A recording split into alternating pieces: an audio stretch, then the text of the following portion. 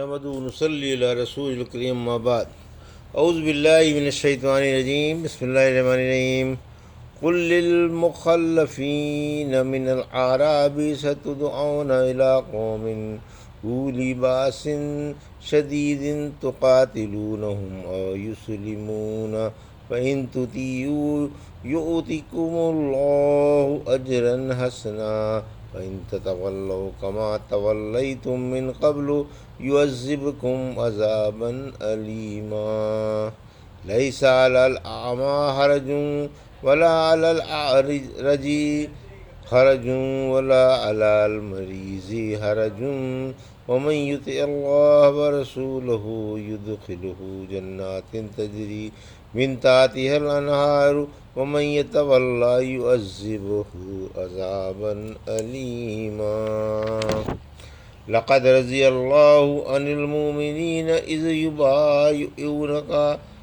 تحت الشجرة فعلم ما في قلوبهم فأنزل السكينة عليهم وأصابهم فتحا قريبا ومغانم كثيرة يأخذونها وكان الله عزيزا حكيما۔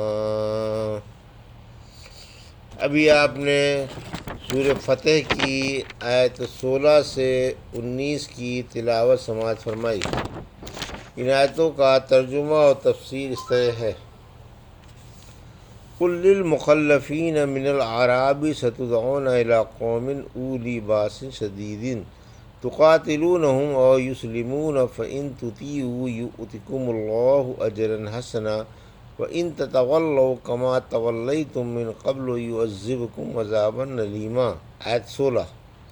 لیس علی الاعمی حرج ولا علی الاعرج حرج ولا علی المریض حرج ومن يطع الله ورسوله يدخله جنات تجري من تحتها الانهار ومن يتولى يعذبه عذابا ألیما۔ آیت 17۔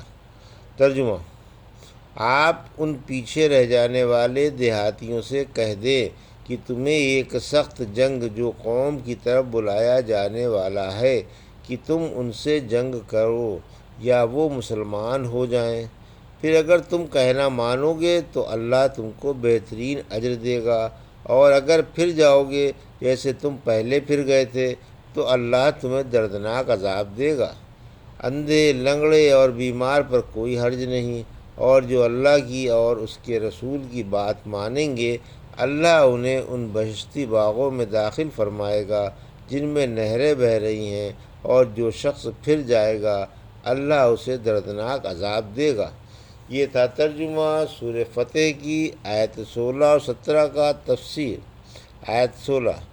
جنگجو قوم سے مراد یہ سخت لڑاکا قوم بنو حوازن یا بنو ثقیف یا بنو حنیفہ یا اہل فارس یا اہل روم یا روم و فارس یا مطلق مشرق یا کرد ہیں۔ رحمت عالم صلی اللہ علیہ وسلم نے فرمایا، قیامت نہیں آئے گی جب تک تم اس قوم سے نہ لڑو جس کی چھوٹی چھوٹی آنکھیں اور چپٹی ناکیں ہوں گی اور ان کے چہرے ڈھالوں کی طرح چوڑے ہوں گے، یعنی ترکوں سے۔ ابو ہریرہ رضی اللہ عنہ نے اس حدیث کہ تم ایسی قوم سے جنگ کرو گے جن کے بالوں کے جوتے ہوں گے کی وضاحت میں فرمایا کہ وہ کرد قوم ہے۔ پھر فرمایا کہ تم ان سے لڑو گے یا وہ مسلمان ہو جائیں، یعنی ان سے لڑنا تم پر فرض ہے جس کا حکم قیامت تک رہے گا۔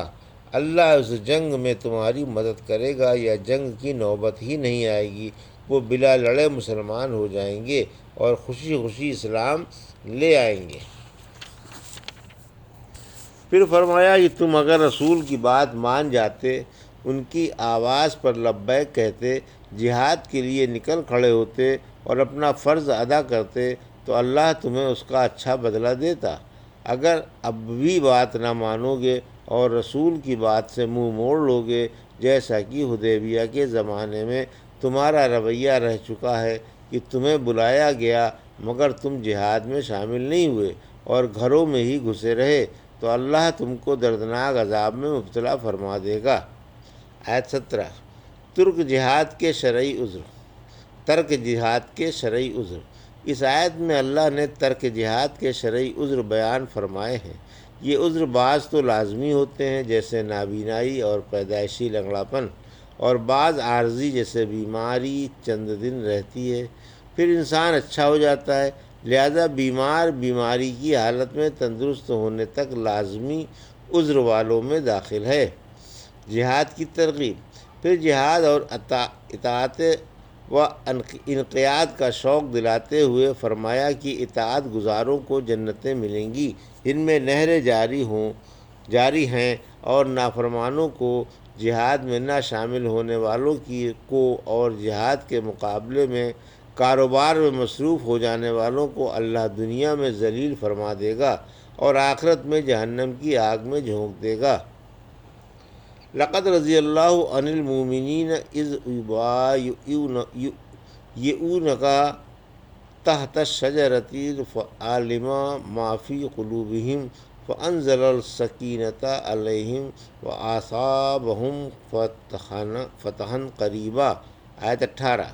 ومغانم کثیرۃ یاخذونہا وکان اللہ عزیزا حکیما۔ آیت 19۔ ترجمہ۔ بلا شبہ اللہ ایمان والوں سے راضی ہو گیا جبکہ وہ آپ سے درخت کے نیچے بیعت کر رہے تھے۔ اسے معلوم تھا کہ جو کچھ ان کے دلوں میں ہے، آخر اس نے ان پر سکون و اطمینان اتارا اور انہیں قریب والی فتح عطا فرمائی اور بہت کچھ غنیمتیں بھی جن کو وہ حاصل کر لیں گے، اور اللہ بڑے غلبے والا اور بڑی حکمت والا ہے۔ یہ تھا ترجمہ آیت 18 اور 19 کا۔ تفسیر۔ آیت 18 اور 19۔ بیت رضوان والوں کو رضا کی بشارت، یعنی بیت رضوان والوں سے حق تعالی شانہ جل جلالہ راضی ہے۔ یہ گزر چکا ہے کہ وہ 13 یا 1400 تھے، اور یہ بھی کہ وہ درخت ببول کا تھا جو حدیبیہ کے قریب تھا۔ عبد الرحمن رضی اللہ تعالیٰ عنہ کہتے ہیں میں حج کے لیے جا رہا تھا، راہ میں ایک قوم کے پاس سے گزرا جو نماز پڑھ رہی تھی۔ پوچھا یہ کون سی مسجد ہے؟ بولے یہ وہ درخت ہے جہاں رسول اللہ صلی اللہ علیہ وسلم نے بیت رضوان کا معاملہ فرمایا تھا۔ پھر میں نے سعید بن مسیب کو اس بات کی خبر دی۔ سعید نے کہا کہ میرے والد نے مجھ سے بیان کیا کہ وہ بھی اس بیعت میں شامل تھے۔ انہوں نے فرمایا کہ جب ہم آئندہ سال حج کے لیے روانہ ہوئے تو ہم اس درخت کو بھول گئے اور اسے ڈھونڈنے کے باوجود بھی نہ پا سکے۔ سعید رضی اللہ تعالیٰ عنہ نے کہا کہ صحابہ اکرام تو اس درخت کو جانتے نہ تھے، لیکن تمہیں وہ درخت کیسے معلوم ہو گیا؟ اس کے تو یہ معنی ہوئے کہ تم صحابہ سے زیادہ علم والے ہو۔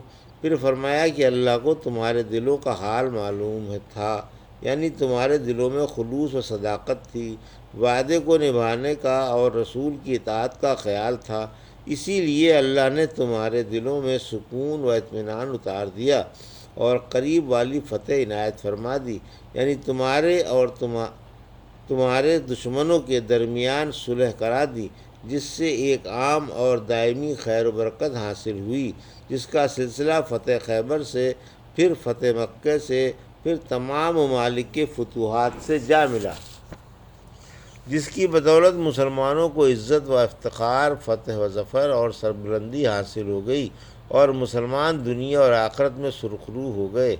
اسی لیے فرمایا کہ ہم نے بہت سی غنیمتیں بھی تم کو دیں جن کو تم حاصل کرنے والے تھے، اور اللہ ہی سب پر غالب و حکمت والا ہے۔ وہ اپنی زمین پر انہیں غلبہ عطا فرماتا ہے جو اس کے فرمان کو جاری کریں اور اس کے آئین و قوانین کو رواج دیں۔ اس کا ہر کام حکمت پر مبنی ہے۔ یہ تھا سورہ فتح کی آیت 16 سے 19 کا ترجمہ اور تفسیر جو بھی آپ نے سماعت فرمائی۔ بارک اللہ لی و لکم فی القرآن الحکیم ونفعنی وایاکم بآیات الذکر الحکیم۔